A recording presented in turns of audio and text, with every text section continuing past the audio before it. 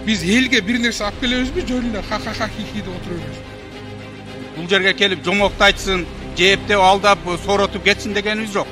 Мына кечеден баштап Казакстандын өкмөтү биздин мындай 10 миң деген мигранттарды түшкө салчу жаңы эреже кабыл алды. Урматтуу депутаттар, биз бири-бирибизди сыйлайлы. Мен да түшүнөм, биз сүйлөштүк, чечим кабыл алдык. Колунан эч нерсе келбейт. Кайда жүрөт министр? Ассаламу алейкум, урматтуу Кыргыз Сила каналынын катталуучулары, барыңыздарга Москвадан салам. Достор, бизде күндөн күнгө билеттерибиз азайып атат. Билеттин баасы 250 рубльдан. Главный призде 50 миң рубль акча коюлган. Андыктан, достор, бул оюнда ар дайым 999 билет сатылат, ар дайым. Билеттер сатылып бүтөрү менен финал болот. Билет алам дегендер мына көрсөтүлгөн Сбербанктан билет алсаңыздар болот. Сбербанк акчаңарды жөнөтөсүңөр, чегиңерди WhatsAppка жөнөтөсүңөр, оригинал чек бересиңер. Билетиңерди 2 сааттын ичинде жазып бере турган болобуз. Түшүнбөгөн суроолор болсо чаласыңар. Достор, главный призде 50 миң рубль, андан сырткары 2,5 миң рубльдан 50 конверт, 25 миң рубльды конверттерге бөлгөнбүз. Общий 76 приз бар. Бул оюнда шанс көп. Постоянно ушул Кыргыз Сила каналында акчалай түрөтүп турат. Ушул видеону көрүп аткан болсоңуз, видеого бирден лайктан басыңыз. Комментарийге Кыргыз Сила деп эң көп ким жазган болсо араңыздардан, ошол кишиге ушул болуп аткан оюндан бир билетти белек катары бере турган боломун. Ошол достор, эгер 10 билет алсаңыз, сизге 1 билет белекке берилет. 20 билет алсаңыз 2 билет. Андыктан достор, билеттин баасы 250 рубль. Өзүңөрдүн ооматыңарды сынап көргүлө. Болгон 250 рубльга бир шаурма алып жегенден көрө ооматыңарды сынап, балким 50 миң рубль акча ута турган болсоңор Кыргызстанга жибересиңер же башка жумушуңарды бүтүрүп алсаңар болот. 250 рубльга өзүңөрдүн ооматыңарды сынап көргүлө. Ассаламу алейкум. Чоң рахмат. Урматтуу Нурлан Тургунбекович, урматтуу министрлер кабинетинин өкүлү. Мен ушул төрагага жана министрлер кабинетинин төрагасына кайрылайын деп жаттым эле, анткени кечеден баштап Казакстандын өкмөтү биздин мындай 10 миң деген мигранттарды түшкө салчу жаңы эреже кабыл алды. Ага ылайык биздин жарандар Казакстанда 90 күн жүргөндөн кийин кайра 180 күн Казакстанга кире албай турган эреже кабыл алды. Бул мына ээстин мүчө өлкөлөрдүн баарына тиешелүү. Эми элестетиңизби, 90 күн 3 ай жүргөндөн кийин 6 ай кайра Казакстанга кире албай калат экен. Казакстанда биздин 50 миңден ашуун мекендештерибиз бар, эмгек миграциясында жүргөн. Мына ошолордун бардыгы бүгүндөн баштап мына консулдукка кезекке туруп баштады. Урматтуу Нурланбек Тургунбекович, өзүңүз айткандай, кече жакында Казак мажлисинин төрагасы келгенде ушул эрежени Кыргызстандын жарандарына тиешеси жок болчудай бир буйрукка өзгөртүүлөрдү киргизип бериңиздер деп суранып, бир сүйлөшүү жолу менен чечүүгө жардам берсеңиз деп кайрылат элем. Экинчиси, мына февралдын башында, ушул айдын аягында Акылбек Жапаров Межправсовет Алматыда жыйын болот. Ошол жерге барганда дагы бул маселени чечпесе, мына ээске мүчө болуп туруп, бирок Казакстанга 6 айга кирүүгө тыюу салынат экен.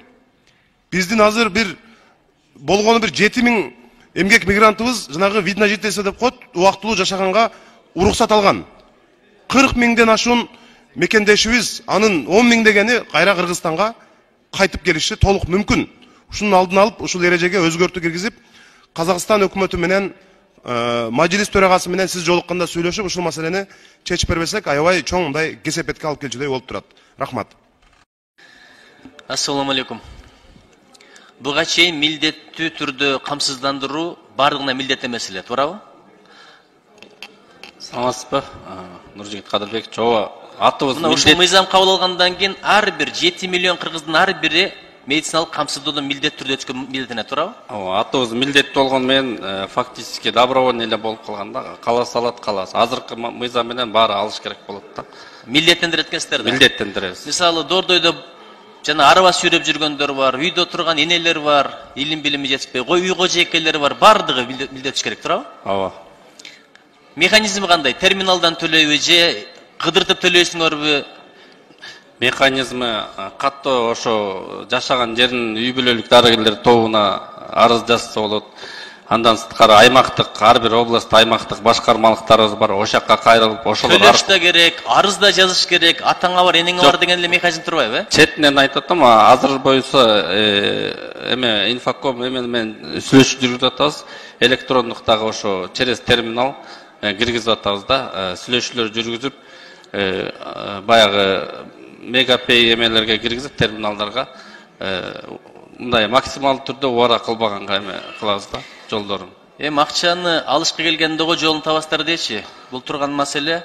Бирөө жарым ушу сиздин сөзүңүздү укпады, менин суроомду укпады, бүгүнкү талкууну укпады, кабары жок эле, эртең бирси күнү кулагы ооруп барды, тамагы ооруп барды, бир кырсык учурап барды. Эмне дейсиңер?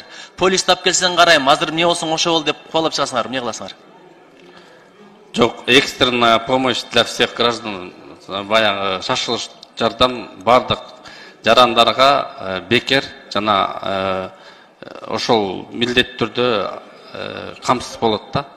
Бул профилактика үчүн барсачы, ден соолугумду текшертип коеюн деп баргандар болсо, полисиңди алып кел, андан кийин карайм дейт да, туурабы? Профилактика барса, ошо анда жанагы айтпадым, пресс-курант менен төлөп, ошо как не заставка. Шашылыш баргандарды эле бир карап койгула, полисиң болсо карабайм деши мүмкүн, кыянаттык сөзсүз болот. Гиппократтын аты жөнү эле мындай формалдуу тамгаларга айланып калды го дейм кийинки мезгилдерде.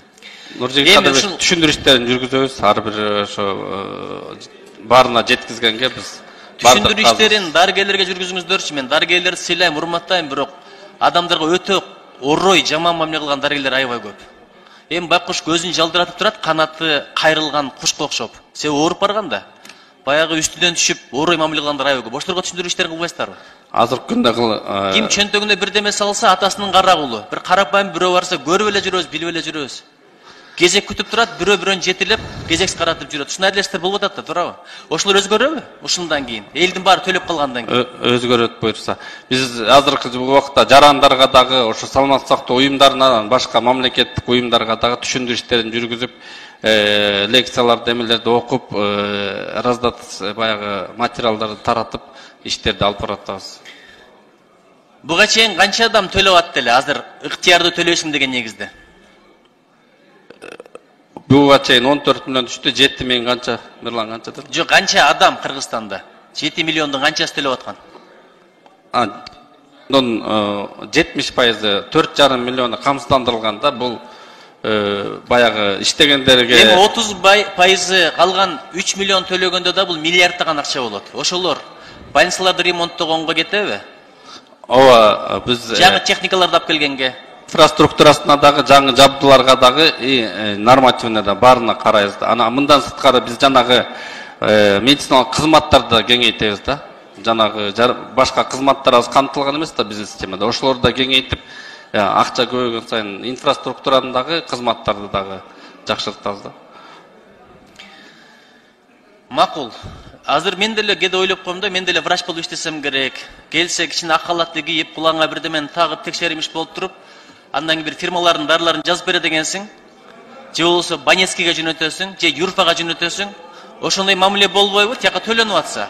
Анан барып Юрфага дагы 18 миңден, 4 миңден, 5 миңден төлөп атса, 20 миңден, 30 миңден.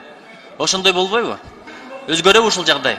Биз азыр санариптештирүүдө кылып атабыз, амбулатордук картаны киргизип атабыз. Анан жанагы стационарда дагы жанагы история болезниnden санариптештирип, ошолор менен биз көзөмөлдөгө алсак болот да. Каякка жиберип атасың, эмнеге жиберип атасың деп баягы эме менен анализ кылып эле ошо көзөмөлдөйбүз да. Полистин наркы канча болот баасы?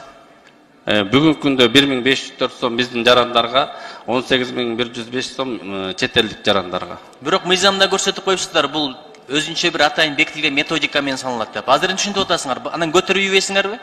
Башталгандан кийин. Бул жана жогоруда айтпадым, чет элдик жарандарга орточо айлыкка байланган, алардын айлыгы өзгөргөн сайын сумма өзгөрүп турат. А биздики болсо минималдык корзинага байланган да, ал өссө биздики да өсөт да. Анан мамлекет жардам бере турган категориялардын арасында бала кезинен ден соолугунун мүмкүнчүлүгү чектелген, бала кезинен инвалид болгондор экен. А кийин карыганда, иштеп жүргөндө бирдеме болуп, кырсык болуп, ооруп же бир ошолор инвалид болуп калса кандай болот? Мамлекеттик кепилдиктер программасынын негизинде инвалиддер 1-2 группасы детство алар бекер Жо бекер бияқта жазылып аптыр да. Бала кезинен ден соолугу мүмкүнчүлүгү чектелген адамдар деп гана жазылып турат. Биринчи, экинчи группада жигит жок, мен көргөн жокмун бияқта. Мамлекеттик кепилдиктер программасында ошондой жазылган. Бул жанагы Минфин бере турган акча ошолорго берип атат да, ошону биз эмесин жазганда тизмесин кимдерге акча берип атат. 150 сомдон бүгүнкү күндө 1 жылга берип атат да. Ошо 6 категориянын биз тизмесин көргөзүп атабыз да. 1,5 эсептик көрсөткүч деп анан ылдыйкысы кетип атпайбы, кимдер кирет ошолго депчи. Программа башка, мыйзам башка. Программаны эртең өзгөртүшүңөр мүмкүн. Мыйзамда бекитилбесе, мунун бардыгы бекер, филкина грамота болуп калат. Ошолорго мындайча айтканда мамлекет аларды камсыздап берип атат да, 6 категорияны. Жакшылап ойлонуп көрүңүздөрчү. Эми түшүнөм, азыр кыйын заман, бюджеттин тешигин бүтөйм деп эле элдин баарын ушундай бир төлөмдөр төлөтүп берсе кандай болот билбейм. Чоң рахмат. Депутаттар, урматтуу министрлер, мына жоопту болгондой айтайлычы. Биз сиздерди ошого чыныгы бүгүнкү кырдаалды угайлы кандай эмне себеп болуп атат, ошонго чакырдык да. Бул жерге келип жомокту айтсын, жээптеп алдап сооротуп кетсин дегенибиз жок. Мына урматтуу министр, сиз Дастан Далабаевичке жооп берип атып айттыңыз. Мына биз керек болсо ОЗП маалында график түзгөнбүз. Кайсы жерлерде өчөт деп кагазыңызды көрсөттүңүз. А тиги кишиңиз айтып атат азыр. Бизде андай планда жок болчу, биз ошон үчүн мурда өчүрбөй деп айтканбыз. Кече чукул келишим менен биз түздүк деп. Буктуңуз да жообуну. Тура? Кимиңер алдап атасыңар? Азыр мынакей Газпромдун жообундан угуп атабыз. Элден келип атат бизге уже сообщениялар. Эмне Корозкантты өзүңөргө салып койсо, шору отурасыңар, чындыкты айтпайбы алар деп. Чындыкты айтыңыздар. Болгондо айтайлы, кандай кемчиликтер болуп атат?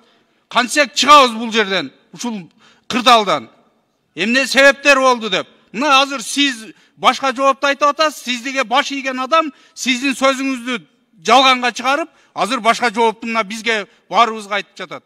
Ошондуктан мындай баарыңыздардан суранып кетем, урматтуу бүгүнкү чакырылган министрликтин өкүлчүлүктөрү, болгон чындыкты айтайлы.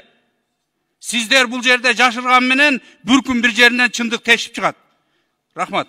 Мамлекетибизде газ абдан таңкыс болуп калды. Газ жок. Кечөө комитетке биз Газпром жетекчисин чакырганбыз. Келген жок. Айттык биз, кайда министр десек командировка деди. Бүгүн мынакей замын жибериптир. Бул жигит эч нерсе чечпейт, колунан эч нерсе келбейт. Кайда жүрөт министр? Биз билебиз Болот Абдилдаевди, абдан бай адам, абдан колунда бар жигит. 20 жылдан бери Газпромду жетектеп келе жатат. Баарды кыргызстандыктар билет анын байлыгын. Кантип байыганын биз билебиз. Мен өткөндө комитетте айттым. Где газ десем, газ в трубе дейт. Нет в трубе газ. Там пустой воздух. Поэтому министр бияка келбейби? Бу элдин алдында депутаттарына да жооп бербейби? Ал деген. Газа нет. Надо было к зиме готовиться осенью. Не надо было ему заправку строить.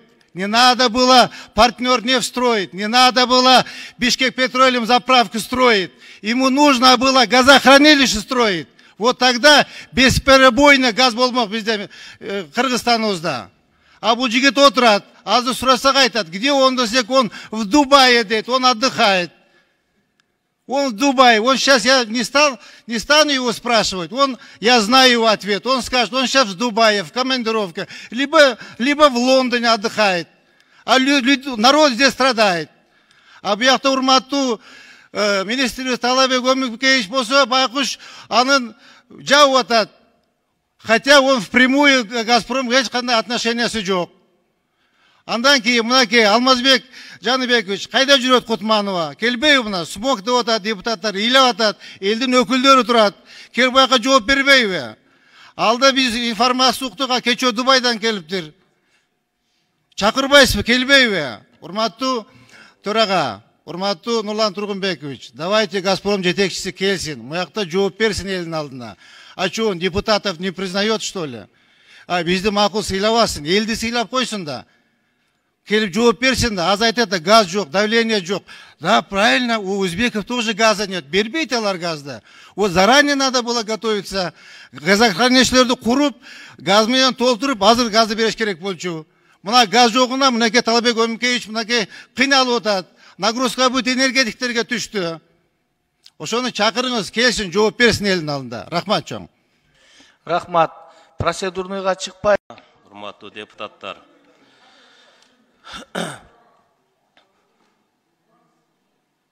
Урматтуу депутаттар, биз бири-бирибизди сыйлайлы. Мен да түшүнөм, биз сүйлөштүк, чечим кабыл алдык. Geçirbeyiz.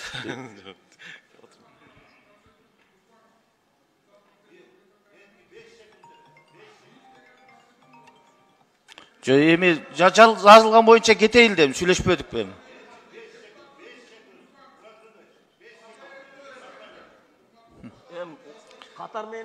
Эми бири-бирибизди сыйлайлы да, балбак зарлык болчу.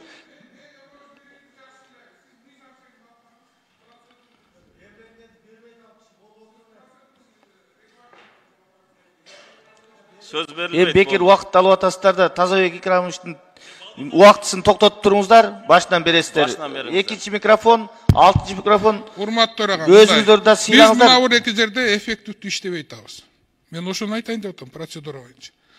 Мына Бишкектин вице-мэр отурат биринчи, финансыны тейлейт. Смог менен экологияны эчтеке билбейт. Тайлаков биякта эмне отурат? Антимонополия. Мына экеттек инспекциядан вообще тиешеси жок адамдар отурат. Жибере бергиле, өзүлөрүнүн иштерин кыла берсин. Бул жерден азыр мына Бишкектин биринчи вице-мэр финансын тейлейт. Бул киши билбейт смог боюнча, ЖКХ боюнча. Бул киши да мына билбейм деп үстүртөн айтып отурат. Биз элге бир нерсе алып келебизби, жөнүнө ха-ха-ха-хи-хи деп отура беребиз буякта. Эми билген киши келип жооп бербейби? Рахмат. Да, бир жолу рахмат. Мен министрге суром, сиз мына декабрь айында министрликке келип атканда эч кандай свет өчүрүү болбойт, даярдык бар, жоопкерчиликке толук мойнума алам дегенсиз. Ушу сөзүңүзгө жооп бериңиз, эми кандай болуп атат бүгүнкү күнү светтин өчкөнүнө? Мен жоопкерчиликтен качпайм, жоопкерчиликти туура айтасыз, мен мойнума алып келгем, бияка келатканда энергия секторуга. Бирок бүгүнкү кырдаал бул биздин даярдыктын эмес, бүгүнкү кырдаал генерация маселеси.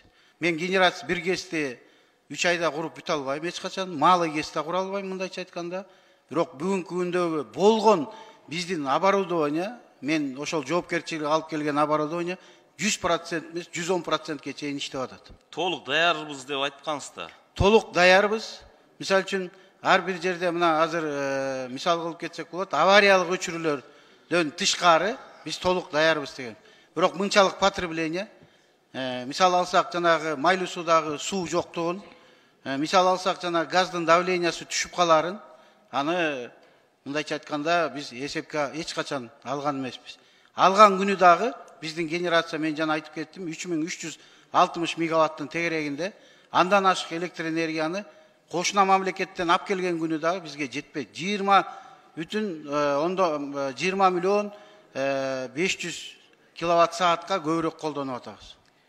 Мына бүгүнкү күнү 2021 жылы сиздерге бюджеттен энергетика тармагына 6,4 миллиард сом, 2022 жылы 15,6 миллиардтан сом ашык акча бөлүнүп турат да, бюджеттен силерге жыл сайын акча бөлүнүп турат. Мына ушуларды мындай бир жакшы жакка колдонбойсуздар да эч качанчы. Элдер төлөп атат, 700 киловаттан өткөндөн кийин 2 сом 16 тыйындан, коммерческийлер 5 сомдон төлөп атат. Элдер төлөбөй койгон жок. А бирок ошого карабастан сиздер жылда эле ушул маселени көтөрөсүз. Сиз айттыңыз 2009 жылдан баштап. 2009 жылы ошо Ширшов менен сиз иштеп атканда, ушундай кайталанганда свет өчүрүүлөр. Андан кийинки келген бийликте бул маселе токтогон. Мына сиз кайра министр болуп келдиңиз, Ширшовдун малындагы, ошо малдагы. Кайра ушул нерсе кайталанып атат. Ширшов менен жолуккан маселеңиз боюнча канчалык кече жакында жолугуп интернеттерде жүрөт, канчалык чындык ушо? Birinci mesele, sizler aytып atkан 15 milyar сом бюджеттен бизге субсидия кылат. Бул көмүр сатып алганга жана электр энергия сатып алганга. Башка жакка ал жумшалбайт. Бүгүнкү күндө көмүр кара кече кенинен көмүр келип атат. Өзүнүн штаттык режимде жана 400 000 тонна көмүрдү Кара Жыра менен келишим түзгөнбүз. Ал дагы келип атат. Бул көмүр маселесине электр энергия. Электр энергия сатып алганга 1 миллиард 600 миллион киловатт саат bizde бүгүнкү күндө келишим бар. Ал келишим менен акчасын биз төлөп атабыз. Бул только целевое назначение импорт электроэнергияга жана көмүргө сарптагыла деген акча. Аны эч ким башка жакка жумшай албайт. Ошол только көмүр менен электроэнергияга жумшалат. Экинчи маселе, сиз айтып аткан Ширшов боюнча бул 10 жылдан мурунку сүрөт. Мындайча айтканда, ошол сүрөттү чыгарып коюшкан. Мен 2009 жылы дагы туура айтып атасыз. Ошундай маловодье убагында 2009 жылы түнкү саат 12ден 6га чейин ограничение кирген. Мына бизде эмне эң бир көйгөй ушул нерсе болуп атат да. Бүгүнкү күнү тестти башкарып, тестти аварияга учураткан адамды бүгүнкү күнү жумушка койдуңуз. 2009 жылдары светти өчүргөн министрди кайра сизди алып келип ордого койду. Эң биз мына 30 жылдан бери мына ушу мамлекетке зыян келтирген адамдар кайра келип жумушка келгенден келип атат да ушунун бардыгычы. Сиз жана 2009 свет өчүргөн маселеге кайра эле ошол келип атасыз. Эмне үчүн сиздерден кийин 2010 жылдан кийин бул нерсе сиз келгенге чейин ушундай нерсе болгон жок? Ушуга жооп бериңизчи. Быйылкыдай суук 27 градуска чейин болуп эле жүргөн бардык жерде эле. Мындай суук болгон эмес. Экинчиден өзүңөр билесиңер 5 жылда бир маловодье кайталанат. Былтыркы маловодьядан мисалы үчүн быйылкы жылга караганда 1 миллиард 430 000 куб суу эле көбүрөөк бизде. Азыр биз ошол сууну колдонуп атабыз. Жоопкерчиликти алып бир адам келип иштеш керек. Жоопкерчиликти алып иштейм деген адам бүгүнкү күндө жок эсе. Менин ордума мен дайым даярмын. Мен бул креслого кармалбайм. Менин ордума бирөө мен ушул акыбалдан чыгарып кетем, иштеп кетем деп келсе, мен бошотуп берем. Эч кандай маселе жок. Кармалбай эле силерди жоопко тартыш керек. Андан сырткары мына кантип энергетикадан чыгабыз келечекте? Кандай жолдор менен? Жолдорун айтып кетейин. Мына кайталап кетсем болот. Бүгүнкү күндө Нарын дарыясынан өдө жагынан баштасак, Верхний Нарынский каскад боюнча 37 миллион Русгидрога биз маселе утуп алган. Ошол Русгидраны бүгүн баштайбыз деген инвесторлор бар. Ошо 37 миллионду төлөп туруп биз баштайбыз деген. Андан ылдый келсек, ат башы кесинде реконструкция бүттү. Кудай буйрса, ал жерде 4дөн 6 мегаваттка чейин кубаттуулук кошулат. Андан бери келсек, 100 мегаватта куланак кеси курулуп атат. 2025 жылы бүтөт, Кудай буйрса. Анан ылдый түшсөк, Камбар ата кеси бирин мына баштадык. 1 миллиард жанагы 15 миллиарддын ичинде 1 миллиард 550 миллион сом акча ошол Камбар ата кес бирине колдонгула деп берилген. Бүгүн аякта иштер жүрүп жатат. Камбар ата 2 кесин 1 мартта тендердин конкурсу ачылат. А жерде ким утуп алса, ошо менен келишим түзөбүз дагы. А жерде 150 мегаватт кубаттуулук кошулат. Бери келсек, Токтогул кесинде 60 мегаватт кошумча болду. Азыр март айынан берсек, дагы 60 мегаватт ноябрга чейин кошулат. Жана 3 коргон кесинде реконструкция болуп атат. Ошолор менен. Анан жана кайталап кеткен малый кестерден бир 60 мегаватт түшөт. Бир солнечный станциялардан быйылкы жылга бир 200 мегаваттка чейин электроэнергия кошумча кубаттуулук алабыз деген пландар бар. Алмаз Акунжанов, өзүңүзгө жазып алыңыз. Менден сунуш. Бүгүнкү күнү биздин элдерибизге күндүн нуру менен жарык алуучу системаларды элге жардам берүү, жеңилдетүү, ошо эле шамалдын ылдамдыгы менен жарык берүүчү шаймандарды куруу, мына бүгүнкү күнү ушул нерселерге өтүү. Электр министрлигине берилген миллиард деген акчаларды жөнгө кетирбей, ушу элдерибизди ушул нерсе менен камсыз кылып берүүгө жардам бериңиздер. Андан сырткары мына сууну берерде бекемдеп койгула. Кийинки сөз Айдарбеков Чыңгыз Азаматовичке берилет. Рахмат, урматтуу жыйындын катышуучулары. Экология жагынан кылдын кырында турабыз. Жер жүзүндө эң кооптуу уланган аба менен жашайбыз, дем алабыз.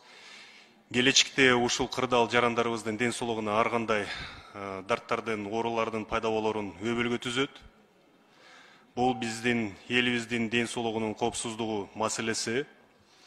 Баарыбыз кыйын абалдын себептерин жакшы билебиз. Азыр ушул жерде отуруп аткан бир киши айтып кетти.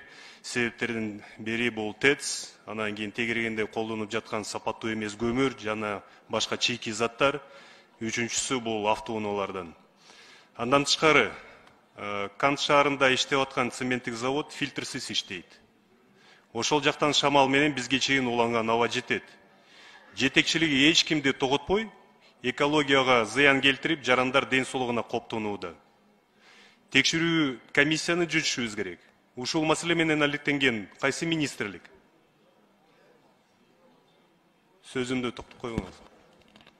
Сиздин кайрылуңуз боюнча бизде министерствода служба технического и экологического надзора деген служба бар. Мурдагы экотехинспекцияга. Ушул кызматты атайын жөнөтөбүз, текшеребиз. Силер жакшы билесиздер. Жыл сайын силерден тиешелүү айыппул коюлуп атат. Алар ошого карабай, баары бир фильтрлерди койбой, эми улантып атат иштөөгө. Бирдеме жасабайсыңарбы? Чара көрүш керек. Менин дарегиме тиешелүү маалымат берип койгула. Бул бир. Экинчи, Датка Кемин 500 мегаваттка Кемин жакта станцияны ачкандан кийин жанда куруп салынган цементтик заводу иштөөгө тыюу салынган. Себеби терс таасир этет деп корутунду чыкты. Ошону менен бирге жергиликтүү тургундар айтымында Новопокровка бул Бишкектин жанында жайгашкан жери жаңы цементтик завод куруу пландаштырылууда. Ушул экология жагынан өтө кооптуу. Корутунду барбы? Анан кийин өкмөт жагынан тиешелүү жер телкени трансформацияланганбы? Ким жооп берет? Трансформация мыйзамдуу болуу.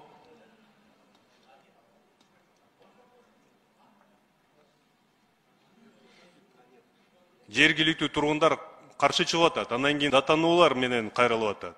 Бирок Бишкекке эң жакын жери ошол жакта цементтик заводду курайын деп атасыздар. Менин дарегиме тиешелүү маалымат берип коюңуздар. Урматтуу Алмаз Кунжанович, көзүмүзгө алып коюңузчу.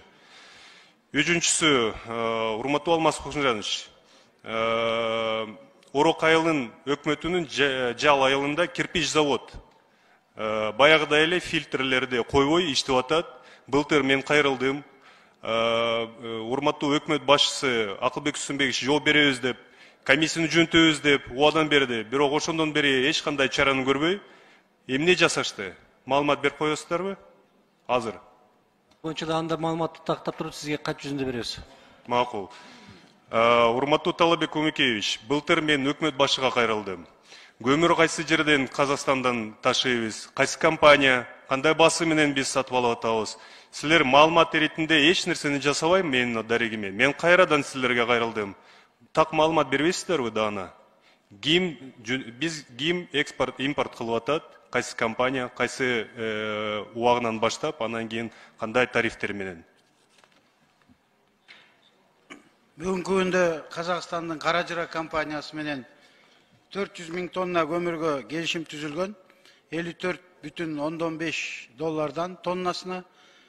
Ошо жерде Каражыра компаниясынын өзүнүн международный лабораториясы бар. Ошол лабораториядан өтүп келет.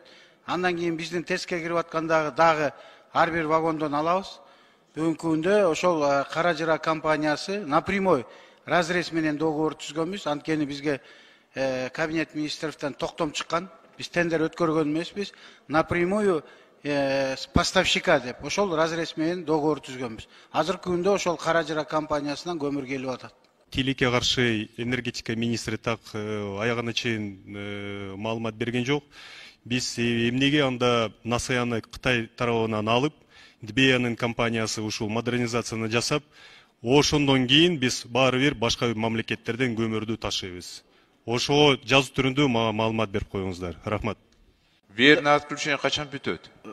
Дастан Далович, бул кубаттуулуктун көбөйүп кетиши, бул ошол биздин газ түтүктөрүндө давлениянын түшүшүнө сөзсүз түрдө тиешеси бар да. Тиешеси бар, газ колдонуп аткан бүт Газпроманы айта албайбы, качан ошол Газпром жетекчилери да бул жерде.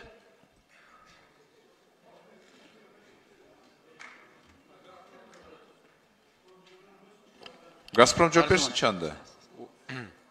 Урматтуу Дастан Далбаевич, Арзымат Алдаяров, Газпром Кыргызстан жетекчисинин орун басарымын. Бизде поставкалар стабилдүү эле киргизилип атат Кыргыз Республикасына. Азыркы убакытта ТЭЦ Бишкекке 9300 метр куб час деген расход кетип атат. Контрактный объемдорду берип атабыз. Муну көбөйтүүгө азыр мүмкүнчүлүк жок.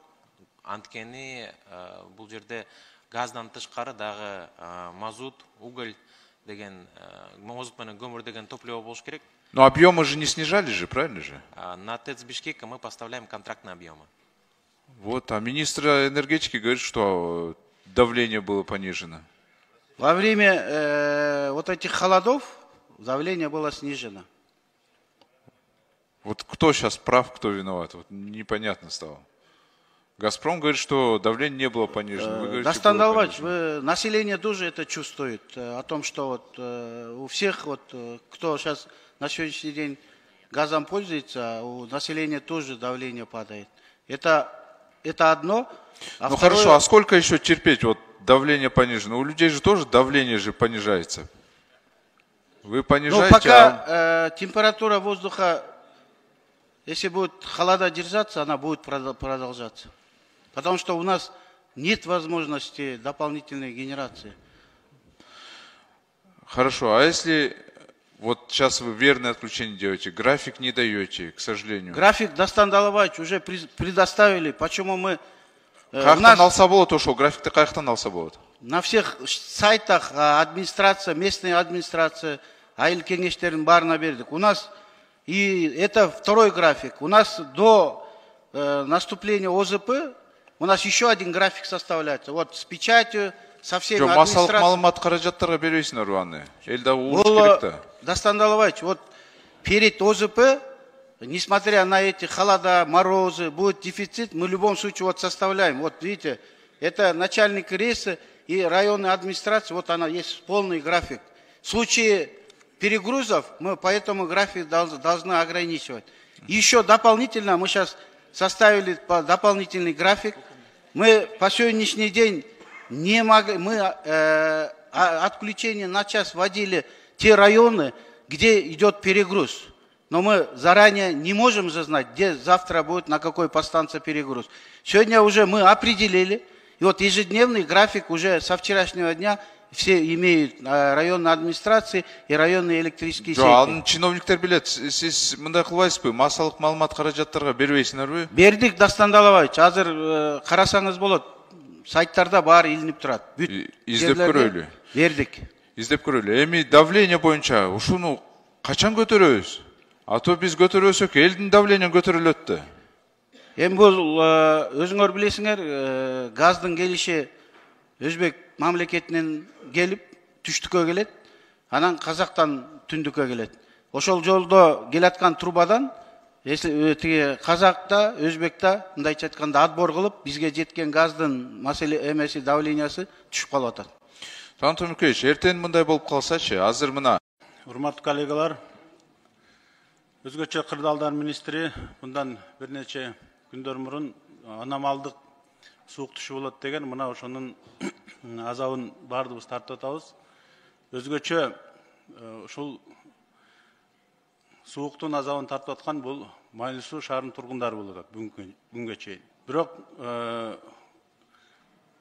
Майлы Суу шаары Союз бузулгандан бери таза суудан проблема болуп келет.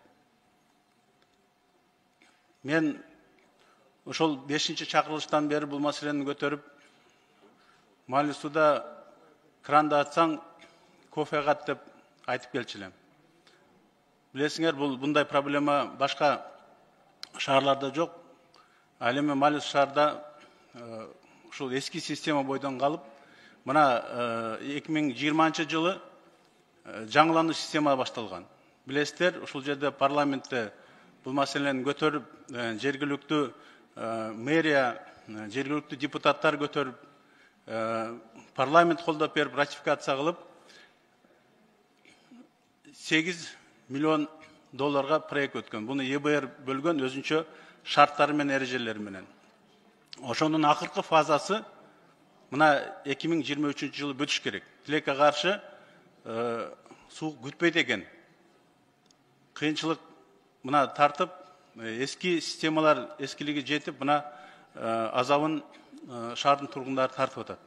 Билесиңер, азыркы мектептерде бүт жылыткыч системалары жарылып, чоң ремонтко муктаж болуп турат. Ал маселе кандай чечилет? Алмаз Акунжанович, ушу маселени карап, кандай жолу менен ушул нерселерди, ремонтторду камсыз кылабыз? Жарандарыбыздын жанакы канализациялар жарылып, бүгүнкү күнү жабыр тартты. Аларга кандай жолу менен жардам беребиз? Шу маселени карап чыгыш керек. Тиешелүү комитетке тапшырма берип, каражаттарын карап бериш керек. Анткени мына жарандар кайрылып атат. Биз байланыштарда болуп, ушул кырдаалдан кандай чыгабыз? Анан жарандарыбыздын ушул жанакы чыгымдарын кантип толуктап беребиз? Шунун ичинен иш аракеттер жүрүш керек да. Тиешелүү бюджет комитетине протокол тапшырма берип, чечимди чыгарып берсек, Алмаз Акунжанович Кабминге дагы ушул маселени көтөрүп барып, компенсация каражаттарды төлөп берүү маселесин карап чыксак. Анткени шаардын бюджети жетпейт бул маселени карап компенсация кылганга жана ремонт иштерин жүргүзүүгө. Экинчиден, электр энергиядан чектөөлөрдү карап койсок. Чектөөлөр болбош керек. Анткени билесиңер, жок дегенде ушундай абалда жарандарга жакындан жардам берип колго алыш кылайлы. Үчүнчүдөн, ошол жаңы долбоор боюнча азыр резервуар курулса, ал 2 суткага чейин сууну өз ушу резервуардан камсыз кыла турган долбоор. Бирок көрсөткөн кырдаалга жараша чекиликтерди, ушул каталарды эске алуу менен проектин да бир сыра карап коюш керек да.